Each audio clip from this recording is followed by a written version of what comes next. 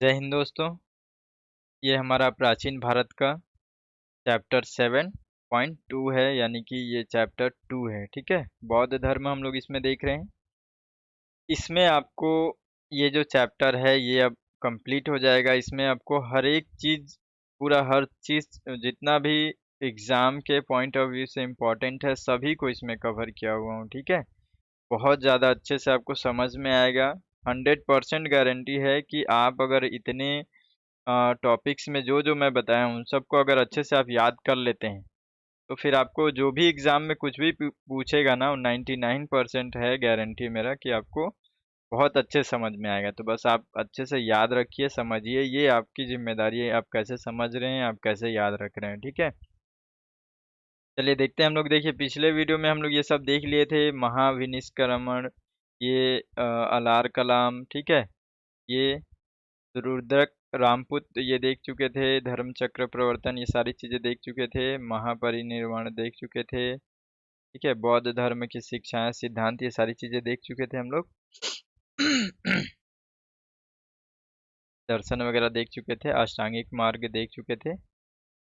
अब हम लोग को यहाँ से देखना है, ये हमारा चैप्टर 2 के अंतर्गत हम लोग को इसको देखना है। देखिए, इसमें हम लोग अब जल्दी से शुरू करते हैं क्योंकि बहुत सारी चीजें हैं, लेकिन बहुत अच्छे से सारी चीज़ों को इसमें कवर किया हुआ हूँ। आपको बहुत अच्छे से तैयारी करना है, इसको समझना है, याद रखना है। ठीक है, चलिए देखते हैं। ये भी वीडियो थोड़ा सा लंबा भी हो सकता है, टाइम पे भी ना आए हो सकता है, तो चलिए देखते हैं फिर भी, है ना। मेन इम्पॉर्टेंट है कि हम लोग का जो टॉपिक है वो अच्छे से कवर होना चाहिए। चलिए देखते हैं। सबसे पहले हम लोग को देखना है यहाँ पे आज चैप्टर 2 में कि जो बौद्ध धर्म के जो जीवन से संबंधित एक प्रतीक चिन्ह होता है वो भी कई एग्जामों में पूछ लेता है, तो इसको हम लोग को देखना है। देखिए, घटना चक्र देखते हैं इसमें कि घटना क्या हुआ और उसका प्रतीक चिन्ह क्या हुआ। देखिए, जन्म का जो प्रतीक चिन्ह जैसे हम लोग जैन धर्म में भी देखे थे ना, तो बौद्ध धर्म में भी हम लोग बुद्ध से रिलेटेड जितने भी प्रतीक चिन्ह है उसको देख रहे हैं। देखिए, जन्म, जो बुद्ध का जो जन्म है उस जन्म को, उसका प्रतीक चिन्ह यहाँ पे मानते हैं कमल और सांड को। ठीक है, उसी तरीके से गृह त्याग को घोड़ा, घोड़े के साथ अपना गृह त्याग करते हैं, इस तरीके से समझ लीजिए। कमल फूलता है एक तरीके से, तो जन्म होना, इस तरीके से आप मान सकते हैं। याद रखना है भाई, जिस चीज को भी जैसे भी आप याद रखो। ठीक है, कि बहुत ज्यादा इंपॉर्टेंट है, ये बहुत ज्यादा इंपॉर्टेंट है, बुद्ध और जैन। देखिए, ज्ञान, जब ज्ञान की प्राप्ति होती है तो कहाँ पे होती है? पीपल वृक्ष, बोधि वृक्ष। ठीक है, तो इस तरीके से आप याद कर सकते हैं, पूरा रिलेटेड है, आपको याद रहेगा, ज़्यादा परेशानी नहीं होगी। ठीक है, निर्वाण, ठीक है, निर्वाण का यहाँ पे है पद चिन्ह। और मृत्यु यानी कि महापरिनिर्वाण, ये स्तूप। स्तूप क्या होता है हम लोग आगे बहुत अच्छे से पूरे डिटेल्स के साथ पढ़ेंगे उसको देख करके। देखिए, स्तूप का मतलब होता है, जैसे कि नॉर्मली देखेंगे कि जो एक तरीके से मृत्यु के बाद जब व्यक्ति को दफनाया जाता है तो एक तरीके से कुछ भी अपने हिसाब से याद रखने के लिए उसको एक रिमेम्बर टाइप से, थोड़ा सा ऐसे ऊंचा टाइप से, गोल टाइप से, जिस तरीके से बनाना चाहेंगे वो एक बना देते हैं, प्रतीक चिन्ह टाइप से, है ना।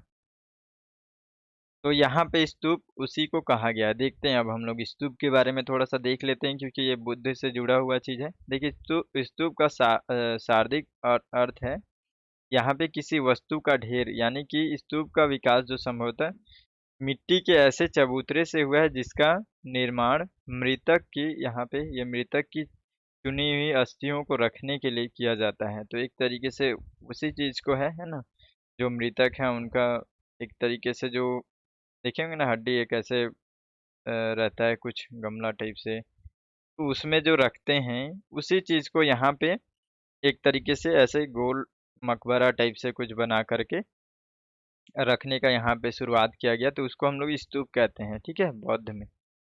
देखिए, सबसे पहले उसमें स्तूप के अंतर्गत होता है वेदिका, रेलिंग। ठीक है, ये हम लोग इसको देखेंगे, चलिए पहले देख लेते हैं। देखिए, ये है स्तूप और ये है सांची का स्तूप। ठीक है, ये सांची का स्तूप है। देखिए, ये स्तूप जो है ये पूरा जो बना हुआ है, ये पूरा एरिया जो है वो स्तूप है। ठीक है। तो इसको आपको ध्यान रखना है, ये स्तूप है हमारा। ये पूरा स्तूप है। ये मेरा क्या है, ये इसमें थोड़ा सा अच्छे से चलाते नहीं बनता है, तो इसको मैं हटा देता हूँ।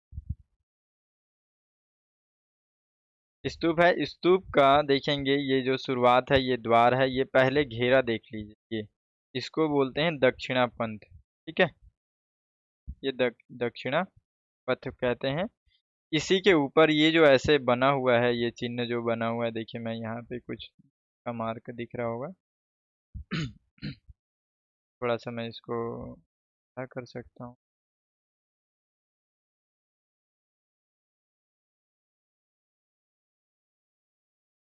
शायद रेड में दिखे, हाँ ये। ठीक है, ये जो बना हुआ है ये ऐसे जो बना हुआ है, इसको तोरण कहते हैं। ठीक है, ये कहाँ पे, ये जो दक्षिणा पंथ है ना, दक्षिणा पथ है, इसी के ऊपर जस्ट ये बना रहता है, तो इसको हम लोग तोरण कहते हैं। और ये जो है ना, ये इस तरीके से ये जो राउंड में ये बना हुआ है, ये जो बना हुआ है, ये मेधी है। ठीक है, और ये पूरा जो है ना, पूरा स्तूप है, इसको पूरा स्तूप कहेंगे। इसके ये जो ये जो दीवार वगैरह जो बना हुआ है ना, वो भी प्रश्न आता है यहाँ से भी, तो इसको भी ध्यान रखना है, इसलिए मैं बता रहा हूँ इसको। देखिए ये जो ऐसे बना हुआ है, ये आधा अंडे के समान जो बना हुआ है, इसको अंड कहते हैं। ठीक है, और ये जो ऊपर में ऐसे चबूतरा टाइप से ऐसे करके ये जो बना हुआ है, इसको हर्मिका कहते हैं। ठीक है, और छत्र जो है वो सबसे ऊपर में रखा हुआ है, ये छत्र है। ठीक है, तो ये हम लोगों को अच्छे से याद रखना है, ये समझ गए, एक चित्र के अनुसार समझेंगे थोड़ा ज़्यादा अच्छे से समझ में आएगा। चलिए अब देख लेते हैं कौन सा क्या क्या है उसके बारे में, थोड़ा सा जानकारी ले लेते हैं। देखिए, वेदिका, वेदिका जिसको इंग्लिश में रेलिंग भी कहते हैं, इसका निर्माण इस स्तूप की सुरक्षा के लिए होता है। ठीक है, और मेधी यानी कि वही ऊपर में जो कुर्सी, ये चबूतरा होता था। ठीक है, जिस पर स्तूप का मुख्य हिस्सा आधारित होता था। ठीक है, और जो अंड है, अंड में क्या होता है, स्तूप का अर्ध गोलाकार जो हिस्सा हम लोग देखे थे, हर्मिका जो है, हर्मिका स्तूप के ये शिखर पर अस्थि की रक्षा के लिए, और जो छत्र है वो धार्मिक चिन्ह का प्रतीक है। देखिए यहाँ पे ये छत्र हो गया, ये हर्मिका जो हो गया, ये हर्मिका स्तूप के शिखर पर ये अस्थि की रक्षा करने के लिए है, ये अंड हो गया। तो इस तरीके से हम लोग देख सकते हैं, ये मेधी है, यहाँ पे है ये मेधी, ये इस तरीके से जो घेराव है। ठीक है, चलिए अब आगे देख लेते हैं, ये हो गया हम लोग का, समझ गया इसको। चैत्य और विहार में क्या अंतर है। ठीक है, यूपीएससी में ये प्रश्न भी आया था यहाँ पे, तो हर चीज यहाँ पे कवर है, बस आप अच्छे से इसको समझने की कोशिश कीजिए। थोड़ा सा लंबा बनेगा, ठीक है, वीडियो जो है थोड़ा सा लंबा बनेगा, क्योंकि हम लोग को स्टडी से रिलेटेड है, और इसमें टाइमिंग का कोई कुछ समय का कोई यहाँ पे बाध्यता नहीं रहता। ठीक है, आप जितना बढ़िया से जितना अच्छे समझ सके वो आपको इम्पोर्टेंट है, वो ज़्यादा ज़रूरी है। देखिए जो चैत्य होता है ना, चैत्य और विहार दोनों में अंतर कैसे याद रखना है, सबसे पहले याद रखना है विहार को। ठीक है, ठीक है, बौद्ध धर्म से संबंधित है, तो एक तरीके से विहार जो होता है, हम लोग जो विहार साधारण तरीके से, एक तरीके से ऐसा जो क्षेत्र जहाँ पे लोग रहते हैं, तो वो हम लोग विहार उसको ज्यादातर कहते हैं। तो कहीं पे लोग रह रहे हैं, तो जस्ट चैत्य जो होगा उसका उल्टा होगा धार्मिक स्थान, यानी कि जहाँ पे लोग पूजा पाठ करते हैं। अभी देखेंगे हर जगह पे, जो हम लोग कभी भी कहीं भी मंदिर वगैरह घूमने जाते हैं कहीं भी, तो देखेंगे एक मंदिर रहता है, उसके बगल में रहने का भी स्थान रहता है, रुकने का स्थान रहता है, तो सेम यहाँ पे यही है। ठीक है, जो चैत्य रहता है, चैत्य में क्या होता है कि वहाँ पे एक तरीके से वो मंदिर रहता है, उसी में स्तूप रहता है, वहाँ पे वो लोग पूजा पाठ का काम करते हैं। और साथ में जो विहार है, विहार में जितने भी बौद्ध भिक्षु रहते हैं, वो लोग वहाँ पे रहते हैं, वहाँ पे उनका रहने का स्थान रहता है, वहाँ से भी वो लोग। तो इस तरीके से जो है इन दोनों में अंतर आपको स्पष्ट रूप से बस इतना ही याद रखना है, बेसिक चीज बस याद रखना है आपको। उसके अलावा आपको इतना में आपका ये जो इससे रिलेटेड प्रश्न आएगा तो वो आप बना सकते हैं। आप देखेंगे यूपीएससी का जो प्रश्न आएगा, यूपीएससी में देखेंगे आप, ये प्रश्न आया हुआ है, कौन से ईयर में आया हुआ है ये थोड़ा सा ध्यान नहीं है। इसके बाद से हम लोग जस्ट प्रश्न देखेंगे, उसमें मैं आपको बताऊंगा कि कौन से ईयर में आया था। ठीक है, ये हो गया। उसके बाद से देखिए यहाँ पे प्रसिद्ध बौद्ध स्थल है, यहाँ पे भी मैं दिखाता लेकिन उतना ज़्यादा अभी कवर करने का नहीं हो पा रहा है। आप इसको देख लेंगे अच्छे से, ठीक है। ये महाबोधि मंदिर बिहार में है, द वाट थाई मंदिर, और ये महापरिनिर्वाण ये जो है उत्तर प्रदेश में है, ठीक है। चौखंडी स्तूप, और ये धर्मराजी का स्तूप, और धमेक स्तूप ये भी उत्तर प्रदेश में है, और नाम ड्रोलिंग न्यून मापा मॉनेस्ट्री कर्नाटक में है, ठीक है। तो ये इस तरीके से याद रखेंगे थोड़ा सा, ये सब क्या है, प्रसिद्ध बौद्ध स्थल हैं, ठीक है ना। देखिए आगे, मथुरा कला में जो सबसे पहला मूर्ति अगर बना है ना बौद्ध से संबंधित, तो वो संभवतः है, एकदम करेक्ट नहीं है लेकिन है ऐसा, मथुरा कला में बना है सबसे फर्स्ट में। और सबसे ज्यादा सबसे सर्वाधिक जो मूर्ति बना है वो गांधार शैली में बना है। हम लोग ये जो शैलियाँ हैं ये सब संस्कृति, जो कला एवं संस्कृति में हम लोग देखेंगे। अभी हम लोग को इतना याद रखना है कि जो बुद्ध की मूर्ति बनी है सबसे पहले मथुरा कला में बनी है, और सर्वाधिक जो बनी है वो गांधार शैली में बनी हुई है, ठीक है।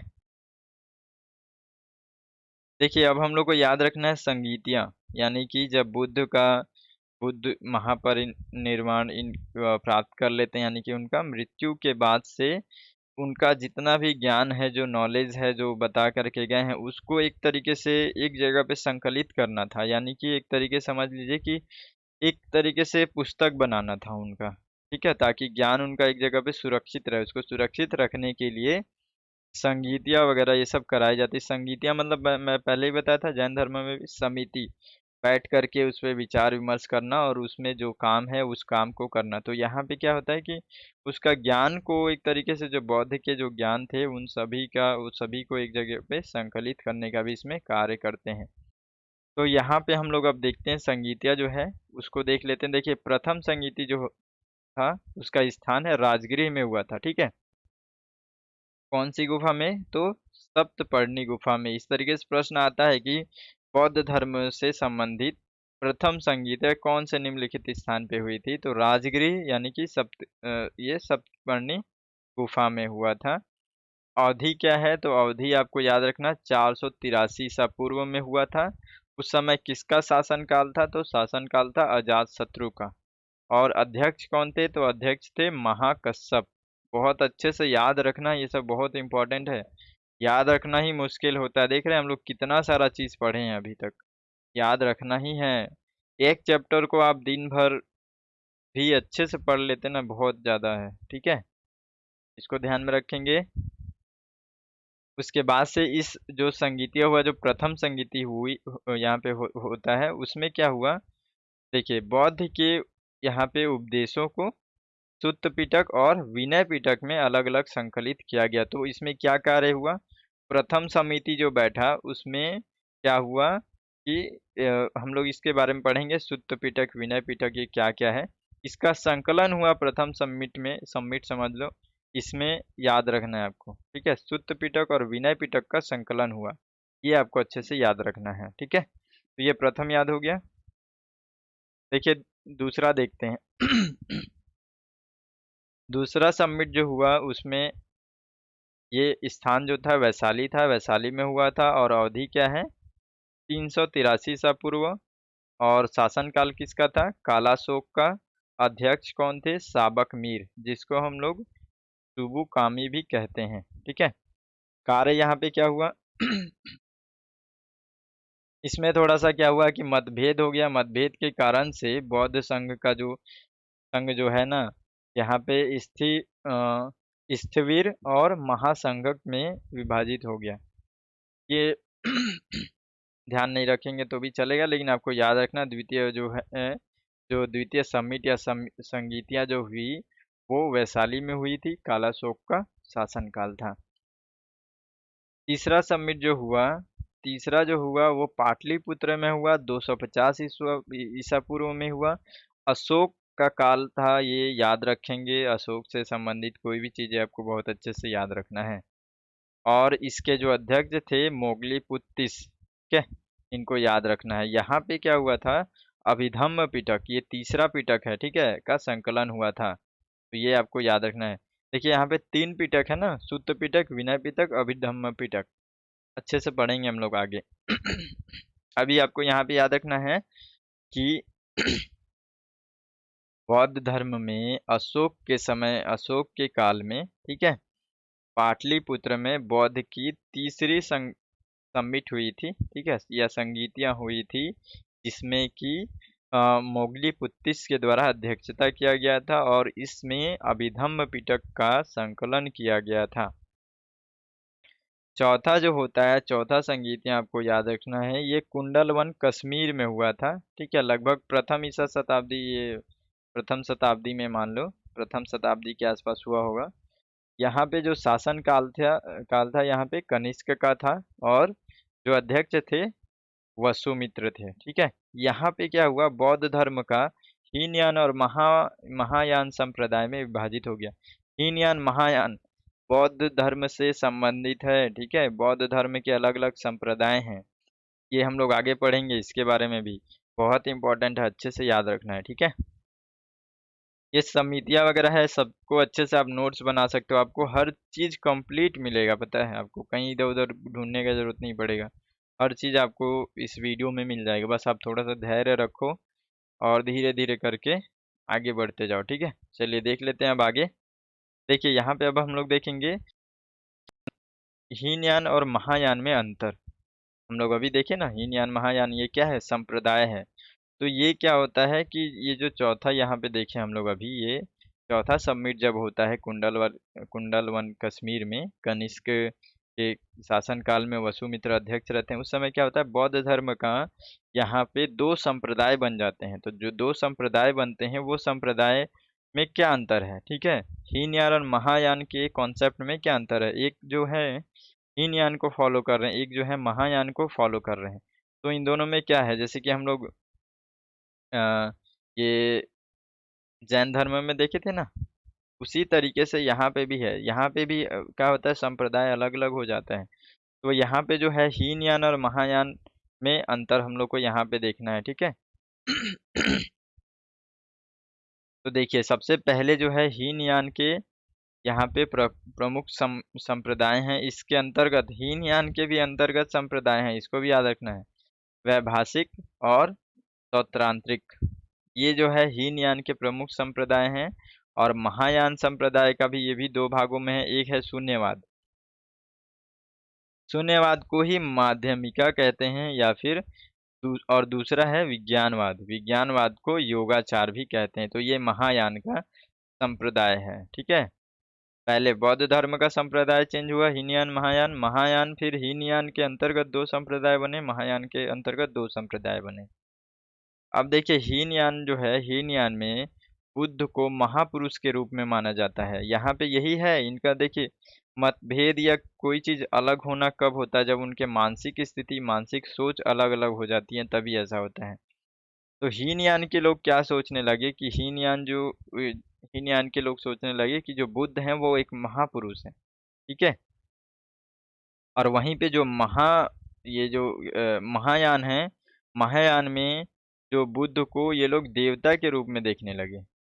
समझ में आ रहा है, एक तरफ हीनयान के लोग जो हैं वो महापुरुष मान रहे हैं, ठीक है, जबकि महायान के लोग जो हैं वो देवता के रूप में बुद्ध को मानने लगे। तो अब दोनों में अंतर होने लगा यहाँ से। देखिए हीनयान में बुद्ध को प्रतीक के रूप में दर्शाया गया, ठीक है, जबकि महायान में मूर्ति पूजा भी शुरू हो गया था।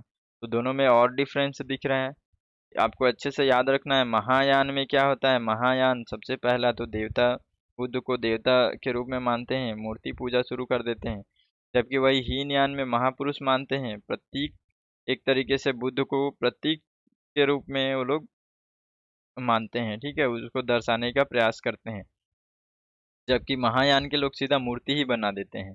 तो ये दोनों में अंतर होता है। फिर हीनयान का जो आदर्श है ये अरहत पद की प्राप्ति, जबकि महायान में बोधिसत्व की परिकल्पना मौजूद है। ये दोनों में क्या मतलब है, इसका अर्थ मैं बताता हूँ।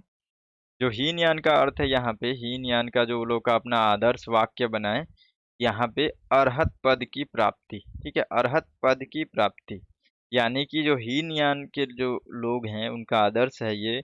इसका अर्थ ये होता है अरहत पद की प्राप्ति का मतलब प्रकृति को, जैसे बुद्ध है ना, बुद्ध के कॉन्सेप्ट पे लेकर के प्रकृति का सर्वज्ञ ज्ञान, अंतिम निर्वाण जो होता है ना, सब सभी का एकदम अंतिम ज्ञान को प्राप्त करना है, बस इनका यही यहाँ पे आदर्श वाक्य का मतलब होता है। उनको किसी भी तरीके से जो प्रकृति का सर्वज्ञ जो ज्ञान है उस चीज को प्राप्त करना है। दूसरी तरफ जो महायान में जो बोधिसत्व, ये है इनका वाक्य। बोधिसत्व, बोधिसत्व का परिकल्पना जो है यहाँ पे आदर्श वाक्य है महायान का।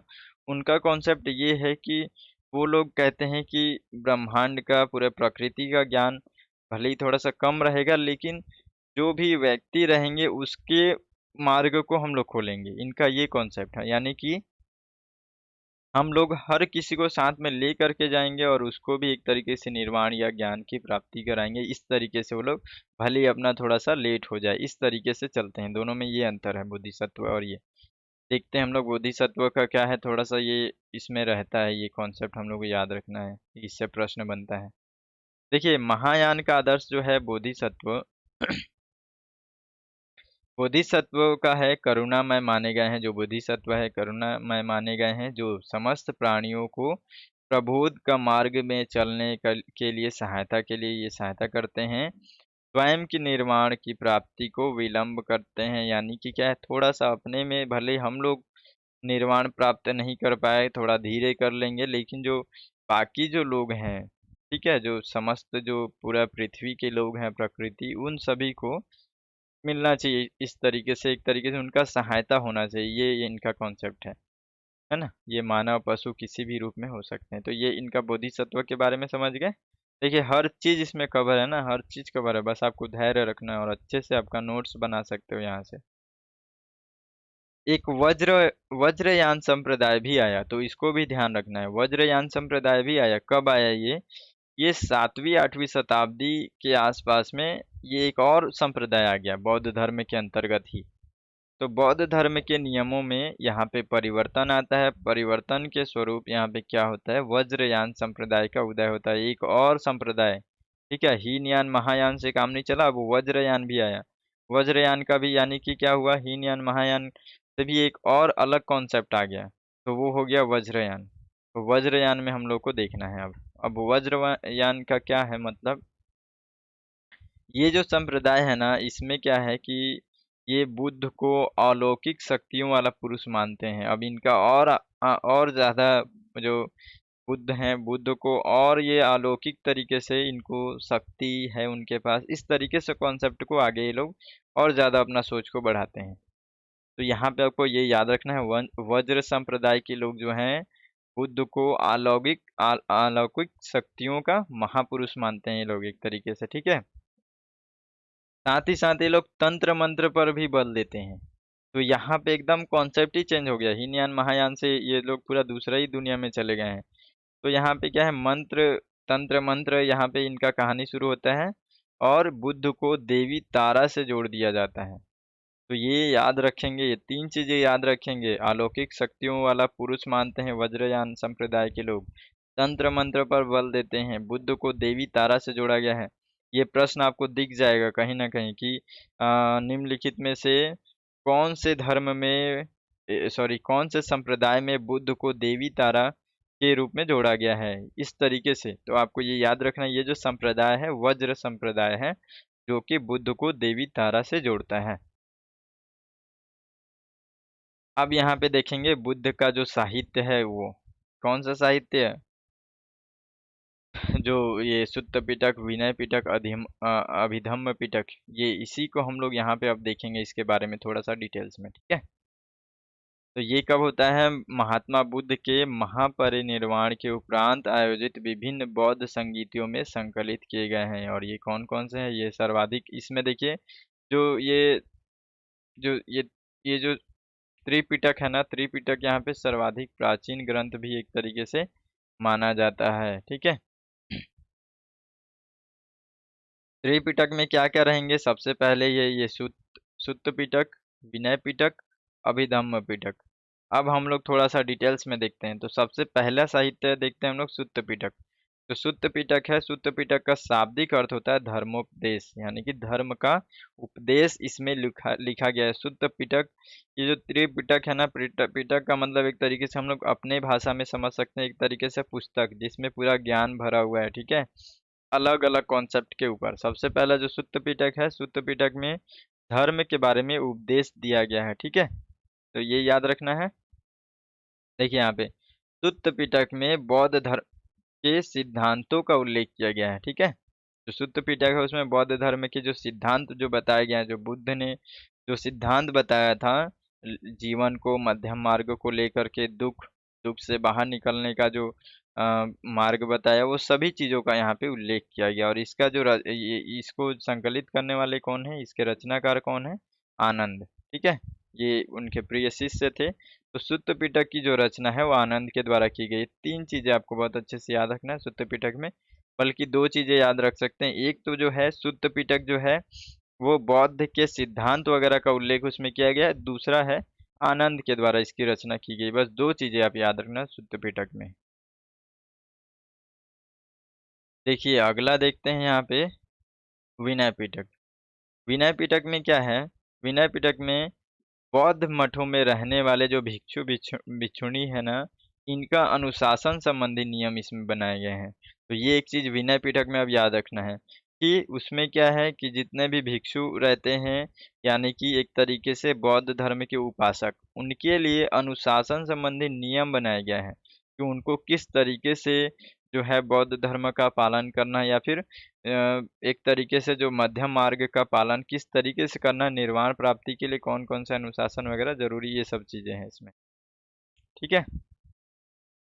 देखिए इसमें बौद्ध संघ की कार्य प्रणाली की व्यवस्था भी इसी ग्रंथ में की गई है, यानी कि बौद्ध धर्म का जो संघ है, संघ जो होता है एक तरीके से क्या है, वो धर्म देखेंगे हर एक धर्म में एक अलग से संघ होता है जो कि उस चीज का, उस मंदिर का, उस धर्म का मैनेजमेंट करता है। तो यहाँ पे वही संघ है, वो संघ कैसे काम करेगा उस चीज का भी उल्लेख विनय पिटक में लिखा गया है।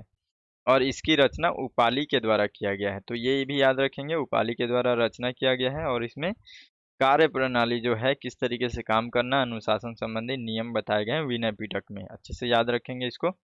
आगे देखते हैं अभिधम्म पिटक। अभिधम्म पिटक जो है इसमें महात्मा बुद्ध के उपदेशों के सिद्धांत, हम यहाँ पे बौद्ध मत को यहाँ पे दार्शनिक व्याख्या किया गया है, यहाँ पे उसको और अच्छे से व्याख्या करके एलिब्रेट करके अच्छे से इसको समझाया गया है, ठीक है। एक मान्यता के अनुसार इस पिटक का संकलन अशोक के समय में संपन्न तृतीय बौद्ध संगीति में, ये हम लोग पढ़े थे ना यहाँ पे, मोगली पुत्तिस के द्वारा किया गया है। तो इसको भी अच्छे से याद रखेंगे, अभिधम्म पिटक। तो ये तीन पिटक हो गए हम लोगों का, ठीक है। कौन कौन सा पिटक है याद रखेंगे आप अच्छे से। चलिए आगे बढ़ते हैं अब। यहाँ पे त्रिपिटक के अलावा भी कुछ और भी यहाँ पे एक तरीके से बौद्ध जो ग्रंथ हैं उससे रिलेटेड यहाँ पे भी हैं, और भी चीजें जो हैं पाली भाषा में लिखे गए हैं। तो पाली भाषा में लिखे गए हैं, ये भी बौद्ध से संबंधित है, यहाँ से भी प्रश्न आ जाता है, तो आपको ध्यान रखना है, ठीक है। ये जो मिलिंद पन्नु है, आप सुने होंगे बहुत बार, ये मिलिंद पन्नु जो है ये भी बौद्ध धर्म से संबंधित है, ठीक है। ईसा, ये ईसा की प्रथम दो शब्द यानी कि शताब्दियों, यानी कि दो शताब्दियों के भारतीय जनजीवन के विषय में जानकारी मिलता है, यानी कि लगभग प्रथम से दो शताब्दी के आसपास का जानकारी इसमें मिलता है। और इसमें जो है यूनानी शासक मिनांडर और बौद्ध भिक्षु नागसेन के बीच बौद्ध मत पर वार्ता का वर्णन मिलता है। तो मिलिंद पन्नों में ये सारी चीजें मिलती हैं। दीपवंश, दीपवंश भी एक तरीके से इनका ग्रंथ है। इसमें देखिए क्या है, ये है सिंघल, सिंघल द्वीप, यानी कि श्रीलंका को सिंघल द्वीप कहते हैं, ठीक है, सिंघल। और इसमें क्या है कि श्रीलंका के श्रीलंका जो है उसके इतिहास के बारे में इसमें बहुत सारी जानकारियां मिलती है। और ये कब की है, चतुर्थ शताब्दी के आसपास की है, ठीक है। ये चतुर्थ शताब्दी के रचित, मतलब उस समय के आसपास रचित ये पहला ग्रंथ है। तो याद रखेंगे दीपवंश जो है, सबसे पहले तो आपको ये याद रखना कि दीपवंश जो है वो बौद्ध धर्म से संबंधित है, ठीक है। उसके बाद से आता है महावंश। महावंश जो है इस ग्रंथ में मगध की राजाओं की क्रमबद्ध सूची मिलती है, ठीक है। और इसके रचयिता कौन है? मदंत महानाम, ठीक है। और ये कब है? 5वीं 6ठी शताब्दी ईसा पूर्व में इसकी रचना हुई। उसके बाद से जातक कथाएं। यहाँ पे इसमें क्या है कि बुद्ध के पूर्व जन्मों का भी कथाएं वगैरह इसमें एक तरीके से क्या है, जैसे कहानी वगैरह नहीं होता, कहानी वगैरह सुनाने के तरीके से इसमें इसकी रचना की गई है। तो ये भी आपको याद रखना है, मिलिंद पन्नो, दीपवंश, महावंश और जातक कथाएं, ये याद रखना है। उसके बाद से अब हम लोग का ये लास्ट आ गया है। देखिए बौद्ध धर्म और जैन धर्म में क्या समानता है, इसको भी हम लोग को समझना बहुत ज़रूरी है। हम लोग इसको देखते हैं। देखिए दोनों धर्म के जो संस्थापक है वो क्षत्रिय कुल के थे, आपको याद रखना है। दोनों जो है बौद्ध और जैन दोनों क्षत्रिय कुल के थे। दोनों धर्मों में वेदों की प्रामाण्यता के प्रति अनास्था बताया गया, यानी कि वेद जो इन सब पे क्या है उनको बिलीव नहीं था, तो ये यहाँ पे बताया गया है। उसके बाद से देखिए कर्म कांडों के फलीभूत होने का निषेध किया गया है, यानी कि जितने भी कर्म कांड है ये सब नहीं होने चाहिए, इनके अनुसार से ये बताया गया है। कर्म व पुनर्जन्म दोनों मानते थे, ठीक है। कर्म और पुनर्जन्म का जो कॉन्सेप्ट है ये दोनों लोग मानते थे इस चीज़ को, तो ये भी आपको याद रखना है, ये बहुत ज़्यादा इम्पोर्टेंट है। शूद्रों और महिलाओं के द्वारा मोक्ष प्राप्ति की संभावना का भी विरोध किया हुआ है। तो यहाँ पे क्या है कि एक तरीके से जो संभावना वगैरह ये सब चीज़ों पे भी लोग क्या है का एक तरीके से विरोध करते हैं, तो यहाँ पे ये भी आपको याद रखना है, ठीक है।